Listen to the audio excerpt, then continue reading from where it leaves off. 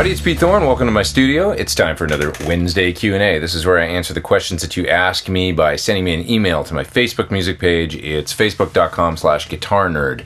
Send me an email there and I'll get to your questions as soon as I can. I'm pretty backed up, but trying to answer as many as I can on these Wednesday Q&As. So, okay, the first question is from Michael, and he says he's got an old Hiwatt 77 DR103, super cool amp. And he likes to use time-based effects such as a Strymon timeline. He's got a Mobius and EHX Electro-Harmonics, a Pitchfork Octaver, distortion pedals like a TS9 and a Rat. Says the problem is that he runs all of them in front of his amp and it doesn't feel right, but it sounds good. So I'm not sure what that means exactly. If it sounds good, it is good, I think. Do you mean like the feel of the guitar, or just like it feels like you're doing the wrong thing? I'm not sure what you mean exactly by that. I'm not sure. But anyway, wondering if you should mod it and put an effects loop in it and then run the time-based stuff in the loop. I wouldn't do that. You know, an old DR103, that's a vintage amp for sure at this point, a 77, and it's worth some bucks. And they're super cool, and you know, they're kind of a cleaner amp anyway, so it's okay to run as long as you're not like diming the thing or whatever, which you're probably not, or else it would be just like incredibly blisteringly, deafeningly loud. It's really okay to run some delay in front of that amp, as well as like, yeah, anything else time-based. You know, that's sort of what David Gilmour did, I do believe, for a long time. So yeah, don't mod it. If you want to try putting some effects sort of post, try something like the Fryette Power Station, which is a load box that will load your amp down to line level, and then it's got an effects loop in it, and you can put some time-based effects in there, and then it reamps through a power amp. The nice thing about doing it that way too is that then you're going to be able to crank your DR103 really into the zone and get it like just into the sweet spot wherever you really dig the tone, and then you can get that sound at any volume level using something like the Power Station.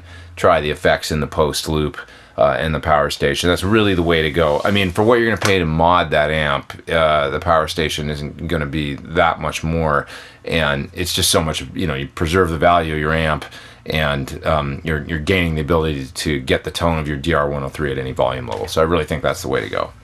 Okay, next question from Fernando. He says he's wondering, can you use a EVH distortion pedal, the 5150 pedal, I guess he means, when recording with Bias FX, which is a computer-based recording program, kind of guitar amp simulator program. So guitar pedal into the recording interface. And the answer is yeah, most of the time, yes. I mean, guitar interfaces, for example, like the inputs on my UA Apollo interface here are designed, the high Z inputs, to react much like the input of a guitar amp at the right impedance and all that stuff. The only thing is you want to make sure you're not nailing the input too hard with the output of the pedal, because you will clip it. There's an analog to digital converter in there and you can clip it. So you got to keep the output at a, you know, reasonable volume. But in theory, pedals in front of recording interfaces with high impedance inputs, high Z inputs, should respond much like a pedal in front of an amplifier. So yeah, go for it. Give it a try. You're not going to hurt anything, that's for sure. Just keep the output down around probably 5 or 6 or something like that on the pedal, and no higher than that, and you should be all good.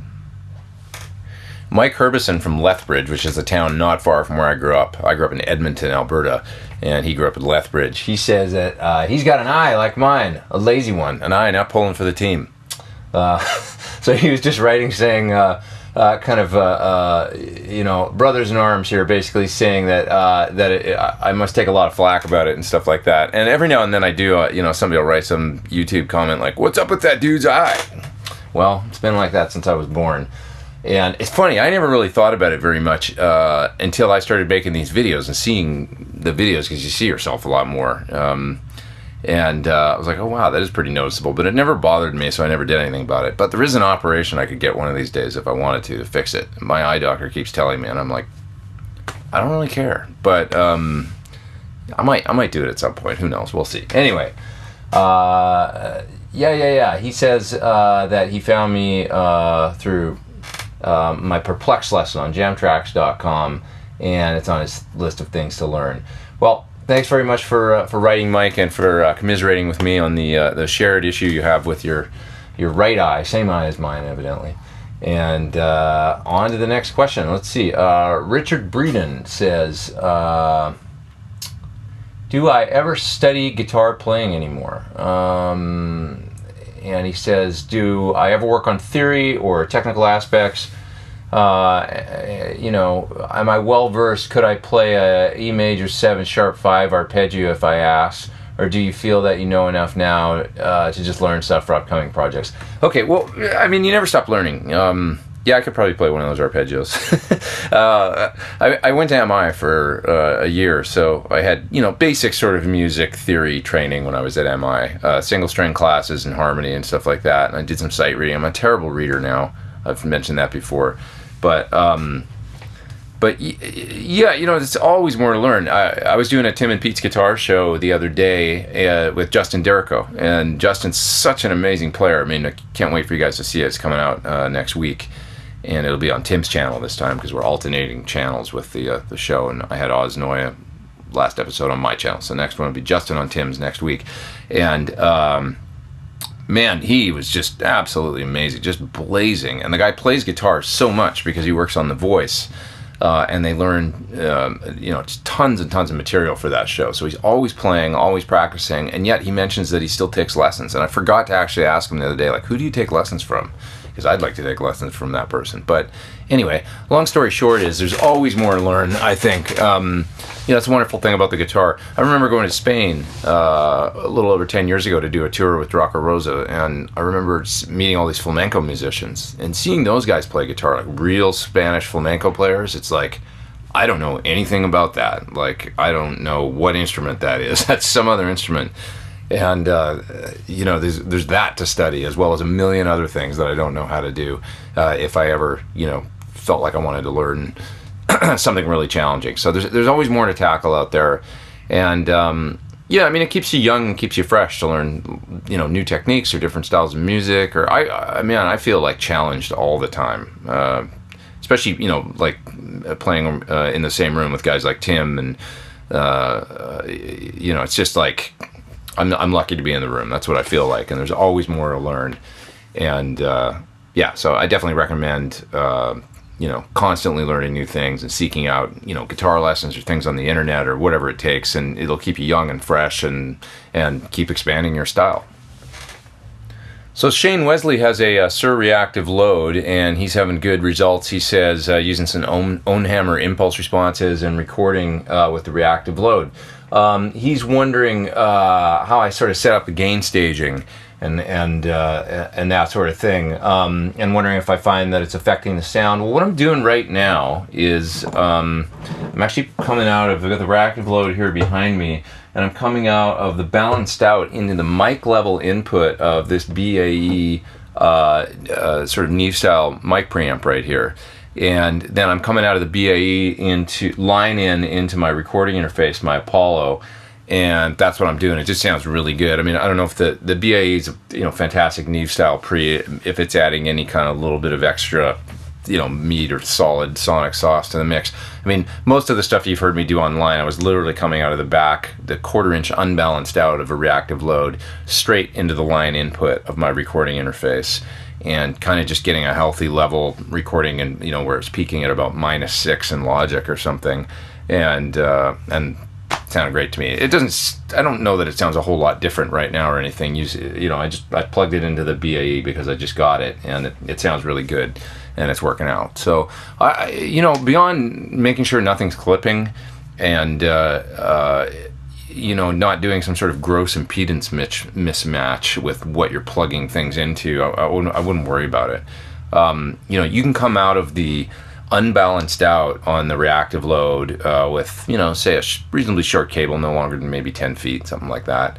Come out of that and go into the high Z input. Like I could plug it right in here into the high Z on an Apollo. That sounds great too. It's fine. Don't stress too much over it, and just make sure you don't have any clipping going on anywhere, and you should be okay. And the other question that he had was, says, do I know of any other IRs besides Own Hammer that he should check out that are super cool? He likes the Lynch Own Hammer, like the Lynch back ones, I think in the 412 cabinet. I don't get too bogged down with them. I use his 66 Marshall 212 cabinet collection a lot. Those just sound really good to me. It's got everything under the sun, and they're already loaded into one sort of folder in the Melamuse IR1A program I use to load IRs. It sounds great. I mean, I could go through 412s if I need a little more meat and try and try some of those, but that 66 Marshall 212 just sounds fantastic. So I'm working fast in here, and 99% of the time, if I find something I like and it works over and over again, I just stick with it and I don't really mess around. I know Scott Henderson really likes the 2 Notes Wall of Sound, some of the new cabinets they've got in there, because they're always sort of working with people at different studios and doing their proprietary 2 Notes format and coming up with, so you can kind of move around a virtual microphone when you work in Wall of Sound and that sort of thing. So Scott really digs those, I know that, and he's been using some of those. Maybe check out some of the 2 Note stuff, but beyond that, don't if it's working, don't try and reinvent the wheel or anything like that. Just go with the ones that sound good to you, and write more songs instead of messing with more IRs. That would be my recommendation. Shannon Dew says he saw me play at the Viper Room a little while ago. I did do like kind of a BAE All-Star show thing there, where it was like Steve Stevens and myself and some different guest singers and stuff. It was really fun. And he was asking me if I had Thornbuckers in the Les Paul that I was using at the Viper Room. I didn't actually in that particular guitar. That was the one you see in a lot of my videos, the Leo Scala guitar, and it's got arcane pickups in it, which sound really good. I'm just going to grab this Les Paul that's over here though, and this guy right here, which is a R9 that I've had since 2009. It's a 50th anniversary 59 reissue. This has the regular Thornbucker in the neck, and it's got the new Thornbucker Plus in the bridge, which is a slightly overwound, slightly hotter version of the regular Thornbucker for those folks that feel like they just need a little bit more oomph. And this is a really, really cool pickup. I'm actually kind of almost veering towards using it a little bit more these days than the regular Thornbucker. I love the original one. I mean, it's great too, but this one just has a little bit more, so, and it's about 8.7K output, I think, as opposed to 8.4. So, I mean, it's minimal difference, but you can hear it. It's just like kicking up the, like if you turn on a clean boost and knocked it up to, 3 dB or something like that. It just gives you a little bit more push, a little bit more mids, and really nice for soloing and stuff. So that's a new pickup that I'm really excited about. I've been using this guitar a little bit in some demo vids and stuff like that recently, and it's sounding really great. Okay, last question for today. Eduardo Martins wants to know how I apply arpeggios to my playing.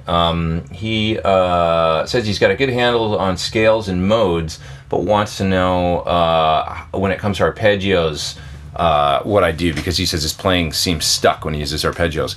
Well, you don't ever really want to literally play through an arpeggio, I don't think, unless it's within that sort of sweep picking heavy metal context where guys go up and down arpeggios really fast. Practicing arpeggios is like so that where within a scale or a mode, where the target notes of the chord that's going by harmonically in whatever song that you're playing, you can see those target notes and know where they are. And you kind of want to, use the scales and the modes and then play around those target notes, if that makes sense. Okay, a good example of how I've used arpeggios in my playing is when working with Don Henley playing the Hotel California guitar solo, the famous sort of lick that, the harmonized lick. That's all arpeggios when you think about it. It's just, notes of a chord played separately, and it's super melodic and super cool.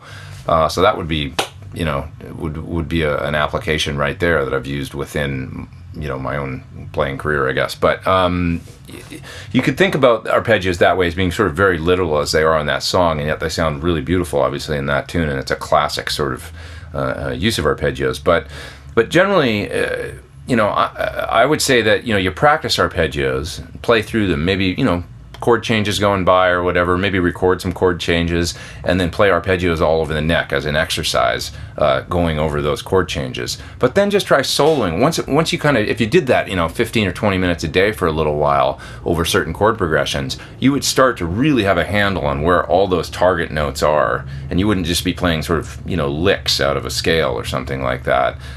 you'd be, you know, sort of seeing the chord tones as the chords are going by, and that will allow you to sort of resolve your licks more effectively and maybe come up with more melodic solos and things like that. So don't worry about literally playing through arpeggios, I would say, in the course of improvising or coming up with a solo or something. Practice them and then see how they come out in your playing when you're just sort of improvising. Hope that makes sense. Okay, that's it for this week. Please hit subscribe. Come back and see me for more videos. I got more demos coming real soon. More Tim and Pete's Guitar Show. And, of course, more of these Q&A videos coming. All right, take care. Thanks for watching. I am Pete Thorn. Over and out.